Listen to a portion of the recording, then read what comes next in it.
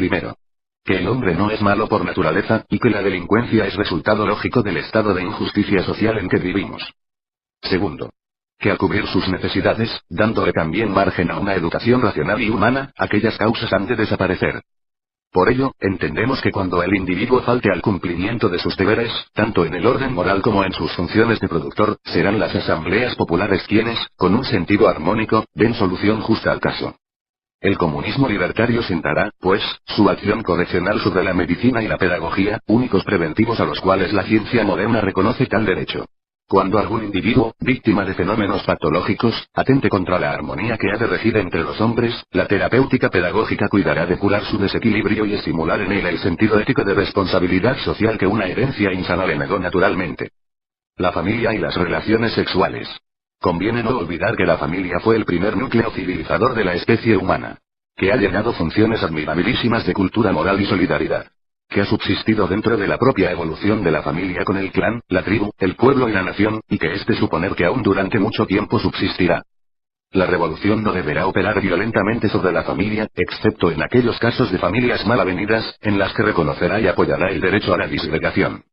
Como la primera medida de la revolución libertaria consiste en asegurar la independencia económica de los seres, sin distinción de sexos, la interdependencia creada, por razones de inferioridad económica, en el régimen capitalista, entre el hombre y la mujer, desaparecerá con él. Se entiende, por tanto, que los dos sexos serán iguales, tanto en derechos como en deberes. El comunismo libertario proclama el amor libre, sin más regulación que la voluntad del hombre y de la mujer, garantizando a los hijos la salvaguardia de la colectividad y salvando a esta de las aberraciones humanas por la aplicación de los principios biológico-eugenésicos.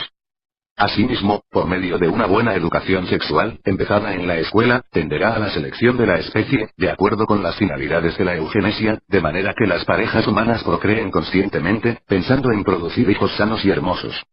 Sobre los problemas de índole moral que puede plantear el amor en la sociedad comunista libertaria, como son los que hallan su origen en las contrariedades amorosas, la comunidad y la libertad no tienen más que dos caminos para que las relaciones humanas y sexuales se desarrollen normalmente. Para el que quisiera amor a la fuerza o bestialmente, si no bastara el consejo ni el respeto al derecho individual, habría de recurrirse a la ausencia. Para muchas enfermedades se recomienda el cambio de agua y de aire. Para la enfermedad del amor, que es enfermedad al convertirse en tenacidad y ceguera, habrá de recomendarse el cambio de comuna, sacando al enfermo del medio que le ciega y enloquece, aunque no es presumible que estas exasperaciones se produzcan en un ambiente de libertad sexual. La cuestión religiosa. La religión, manifestación puramente subjetiva del ser humano, será reconocida en cuanto permanezca relegada al sagrario de la conciencia individual, pero en ningún caso podrá ser considerada como forma de ostentación pública ni de coacción moral ni intelectual. Los individuos serán libres para concebir cuantas ideas morales tengan por conveniente, desapareciendo todos los ritos. De la pedagogía, del arte, de la ciencia, de la libre experimentación. El problema de la enseñanza habrá que abordarlo con procedimientos radicales. En primer lugar, el analfabetismo deberá ser combatido enérgica y sistemáticamente. Se restituirá la cultura a los que fueron desposeídos de ella, como un deber de reparadora justicia social que la revolución debe acometer, considerando que, así como el capitalismo ha sido el acaparador y detentador de la riqueza social, las ciudades han sido las acaparadoras y detentadoras de la cultura y de la instrucción. Restituir la riqueza material y la cultura son los objetivos básicos de nuestra revolución. ¿Cómo? Expropiando al capitalismo en lo material, repartiendo la cultura a los carentes de ella en lo moral. Nuestra labor pedagógica deberá dividirse, por tanto, en dos tiempos. Tenemos una obra pedagógica a realizar inmediatamente después de la revolución social, y una obra general humana dentro ya de la nueva sociedad creada. Lo inmediato será organizar entre la población analfabeta una cultura elemental, consistente, por ejemplo, en enseñar a leer, a escribir, contabilidad, fisicultura, higiene, proceso histórico de la evolución y de la revolución, teoría de la inexistencia de Dios, etc. Esta obra pueden realizarla un gran número de jóvenes cultivados, los cuales la llevarán a cabo, prestando con ello un servicio voluntario a la cultura, durante 1 o 2 años, debidamente controlados y orientados por la Federación Nacional de la Enseñanza, la cual, inmediatamente después de proclamarse el comunismo libertario, se hará cargo de todos los centros docentes, aquilatando el valor del profesorado profesional y del voluntario. La Federación Nacional de Enseñanza apartará de esta a los que intelectual y sobre todo moralmente sean incapaces de adaptarse a las exigencias de una pedagogía libre. Lo mismo para la elección del profesorado de primera que de segunda enseñanza se atenderá únicamente a la capacidad demostrada en ejercicios prácticos. La enseñanza, como misión pedagógica dispuesta a educar a una humanidad nueva, será libre, científica e igual para los dos sexos, dotada de todos los elementos precisos para ejercitarse en no importa qué ramo de la actividad productora y del saber humano. A la higiene y la puericultura se les acordará un lugar preferente, educando a la mujer para ser madre desde la escuela. Asimismo se dedicará principal atención a la educación sexual, base de la superación de la especie.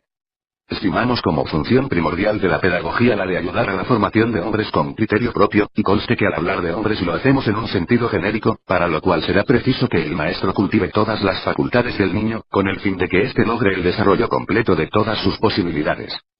Dentro del sistema pedagógico que pondrá en práctica el comunismo libertario quedará definitivamente excluido todo sistema de sanciones y recompensas, ya que en estos dos principios radica el fermento de todas las desigualdades.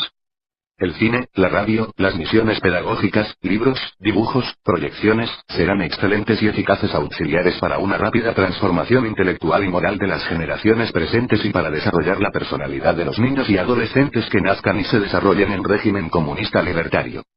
Aparte el aspecto simplemente educativo, en los primeros años de la vida la sociedad comunista libertaria asegurará a todos los hombres, a lo largo de su existencia, el acceso y el derecho a la ciencia, el arte, a las investigaciones de todo orden compatibles con las actividades productoras de lo indispensable, cuyo ejercicio garantizará el equilibrio y la salud de la naturaleza humana. Porque los productores, en la sociedad comunista libertaria, no se dividirán en manuales e intelectuales, sino que todos serán manuales e intelectuales a la vez y el acceso a las artes y a las ciencias será libre, porque el tiempo que se empleará en ellas pertenecerá al individuo y no a la comunidad, de la cual se emancipará el primero, si así lo quiere, una vez concluida la jornada de trabajo, la misión de productor. Hay necesidades de orden espiritual, paralelas a las necesidades materiales, que se manifiestan con más fuerza en una sociedad que satisfaga a las primeras y que deje emancipado moralmente al hombre. Como la evolución es una línea continua, aunque algunas veces no sea recta, el individuo siempre tendrá aspiraciones, ganas de gozar más, de superar a sus padres, de superar a sus semejantes, de superarse a sí mismo. Todas estas ansias de superación, de creación, artística, científica, literaria, de experimentación, una sociedad basada en el libre examen y en la libertad de todas las manifestaciones de la vida humana, no podrá ahogarlas bajo ninguna conveniencia de orden material ni general. No las hará fracasar como ahora sucede, sino que, por el contrario, las alentará y las cultivará, pensando que no solo de pan vive el hombre y que desgraciada la humanidad que solo de pan viviera. No es lógico suponer que los hombres, en nuestra nueva sociedad, carezcan del deseo de esparcimiento.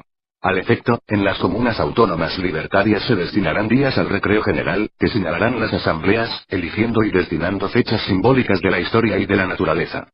Asimismo se dedicarán horas diarias a las exposiciones, a las funciones teatrales, el cinema, a las conferencias culturales, que proporcionarán alegría y diversión en común. Defensa de la revolución. Admitimos la necesidad de la defensa de las conquistas realizadas por medio de la revolución, porque suponemos que en España hay más posibilidades revolucionarias que en cualquiera de los países que la circundan.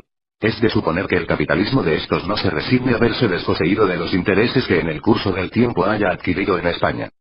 Por tanto, mientras la revolución social no haya triunfado internacionalmente, se adoptarán las medidas necesarias para defender al nuevo régimen, ya sea contra el peligro de una invasión extranjera capitalista, antes señalado, ya para evitar la contrarrevolución en el interior del país.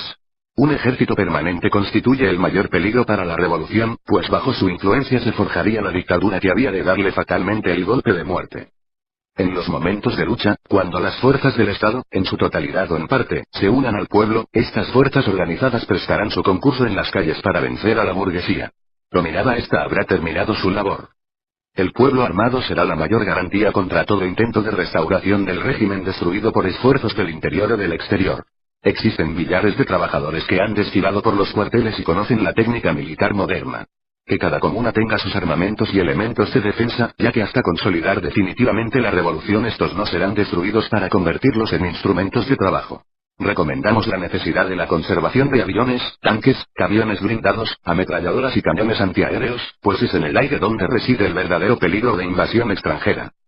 Si llega este momento, el pueblo se movilizará rápidamente para hacer frente al enemigo, volviendo los productores a los sitios de trabajo tan pronto hayan cumplido su misión defensiva. En esta movilización general se comprenderá a todas las personas de ambos sexos aptas para la lucha y que se apresten a ella desempeñando las múltiples misiones precisas en el combate. Los cuadros de defensa confederal, extendidos hasta los centros de producción, serán los auxiliares más valiosos para consolidar las conquistas de la revolución y capacitar a los componentes de ellos para las luchas que en defensa de la misma debamos sostener en grandes planos. Por tanto, declaramos. Primero. El desarme del capitalismo implica la entrega de las armas a las comunas, que quedarán encargadas de su conservación y que cuidarán, en el plan nacional, de organizar eficazmente los medios defensivos. Segundo. En el marco internacional, deberemos hacer intensa propaganda entre el proletariado de todos los países para que estos eleven su protesta enérgica, declarando movimientos de carácter solidario frente a cualquier intento de invasión por parte de sus respectivos gobiernos. Al mismo tiempo, nuestra Confederación Ibérica de Comunas Autónomas Libertarias ayudará, moral y materialmente, a todos los explotados del mundo, a libertarse para siempre de la monstruosa tutela del capitalismo y del Estado. Palabras finales. He aquí terminado nuestro trabajo, mas antes de llegar al punto final estimamos que debemos insistir, en esta hora histórica, sobre el hecho de no suponer que este dictamen deba ser algo definitivo que sirva de norma cerrada a las tareas constructivas del proletariado revolucionario. La pretensión de esta ponencia es mucho más modesta. Se conformaría con que el Congreso viera en él las líneas generales del plan inicial que el mundo productor habrá de llevar a cabo, el punto de partida de la humanidad hacia su liberación integral. Que todo el que se sienta con inteligencia, arrestos y capacidad mejore nuestra obra. Sus deberes, tanto en el orden moral como en sus funciones de productor, serán las asambleas populares quienes, con un sentido armónico, den solución justa al caso. El comunismo libertario sentará, pues, su acción correccional sobre la medicina y la pedagogía, únicos preventivos a los cuales la ciencia moderna reconoce tal derecho. Cuando algún individuo, primero, que el hombre no es malo por naturaleza, y que la delincuencia es resultado lógico del estado de injusticia social en que vivimos. Segundo, que al cubrir sus necesidades, dándole también margen a una educación racional y humana, aquellas causas han de desaparecer. Por ello, entendemos que cuando el individuo falte al cumplimiento de la especie humana, que ha llenado funciones admirabilísimas de cultura moral y solidaridad, que ha subsistido dentro de la propia evolución de la familia con el clan, la tribu, el pueblo y la nación, y que es de suponer que aún durante mucho tiempo subsistirá. La revolución no deberá operar violentamente sobre la familia, excepto en aquellos casos de familias mal avenidas víctimas de fenómenos patológicos, atente contra la armonía que ha de regir entre los hombres. La terapéutica pedagógica cuidará de curar su desequilibrio y estimular en él el sentido ético de responsabilidad social que una herencia insana le negó naturalmente. La familia y las relaciones sexuales. Conviene no olvidar que la familia fue el primer núcleo civilizador en las que reconocerá y apoyará el derecho a la disgregación. Como la primera medida de la revolución libertaria consiste en asegurar la independencia económica de los seres, sin distinción de sexos, la interdependencia creada, por razones de inferioridad económica, en el régimen capitalista, entre el hombre y la mujer, desaparecerá con él.